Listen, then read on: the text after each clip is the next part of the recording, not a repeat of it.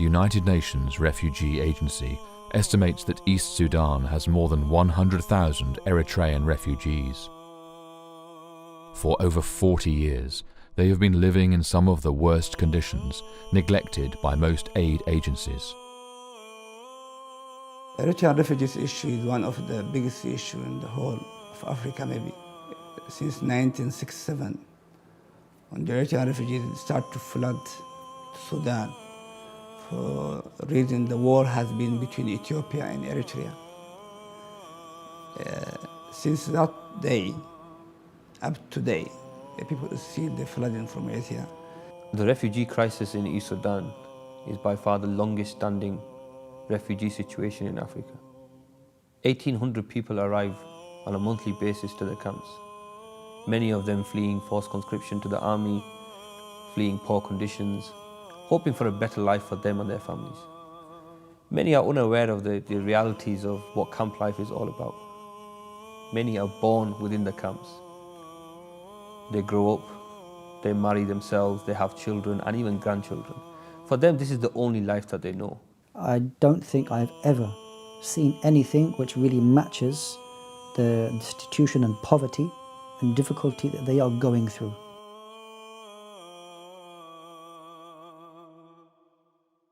You can't say that it's life, to be honest, in all situations. It's not life at all. They don't have the basic necessity of their life.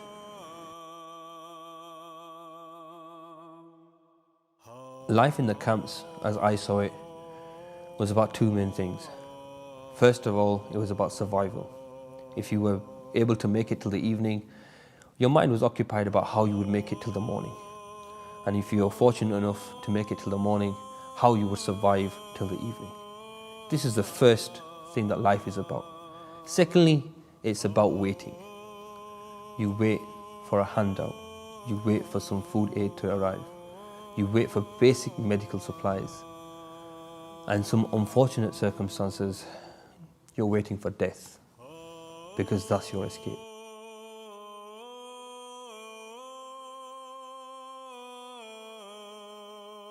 The kind of need that is just simple food and clothing, because these are the kind of things that allow them to live from one day to the next. The rest of their lives and how that they get on from one day to the next, alhamdulillah, they're doing that. They're preserving their Islam, they have good communities, they have their identity, but we just want to give them the ability to survive from one day to the next, to have some food.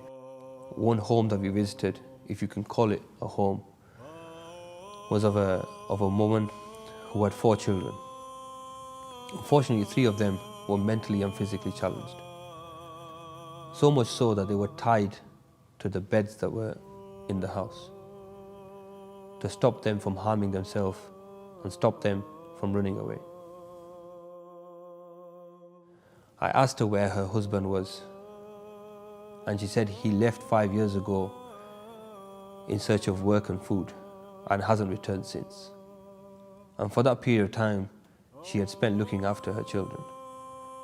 Regular food to families like this will ensure that at least the children that they have, they're able to look after.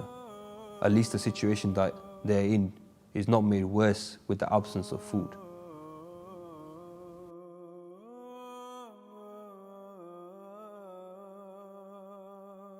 Food for those people is life. It's really life.